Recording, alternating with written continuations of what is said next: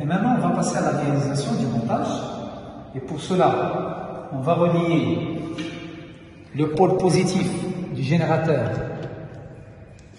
à l'un des calibres choisis de l'ampère-mètre. Je vais choisir le 5, la valeur 5. De l'autre borne de l'ampère-mètre vers l'un des supports. On va commencer par la première partie, c'est le cas du spire.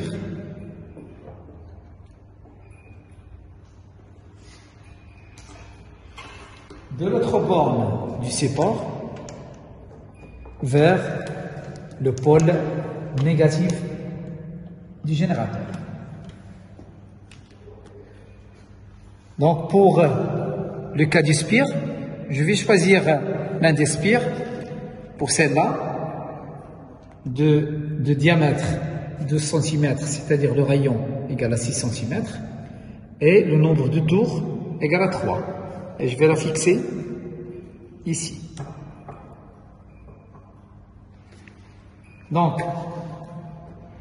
je vais approcher la sonde reliée au teslamètre au centre du spire.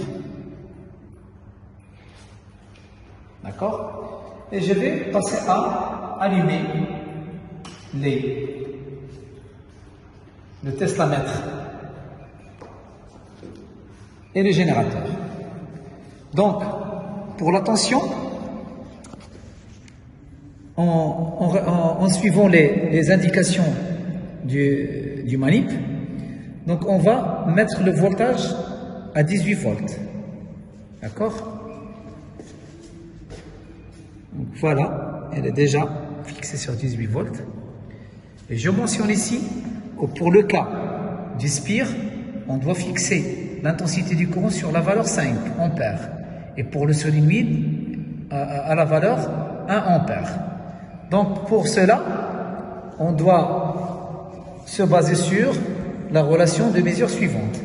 I égale à C fois 1 sur D, tel que I, l'intensité du courant demandé, le C est le calibre, N est le nombre de gradations indiqué par l'aiguille de l'ampère-mètre et D, le nombre total de gradations. Donc, on doit trouver la valeur indiquée par l'aiguille qui correspond à la valeur de 5 ampères. Donc, ajuster cette valeur permet d'utiliser, comme j'ai dit, cette relation. Alors, N égale à 5 ampères fois le nombre total de gradations. Je vais choisir, dans ce cadran, celle qui correspond au courant continu et non pas pour le courant alternatif. Divisé par 5 et le calibre choisi. Donc, en calculant, on va trouver que l'aiguille doit être fixée sur la valeur 100. Et pour cela, on doit utiliser ce bouton. Pour cela, on va le fixer sur la valeur 100. Alors, le courant qui se circule dans ce circuit fermé, en série, est égal à 5 ampères. Donc, passons maintenant à la phase des mesures. Comme vous remarquez, la valeur indiquée par le teslamètre qui représente l'intensité du champ magnétique au centre des spires égale à 0, à peu près 0,22.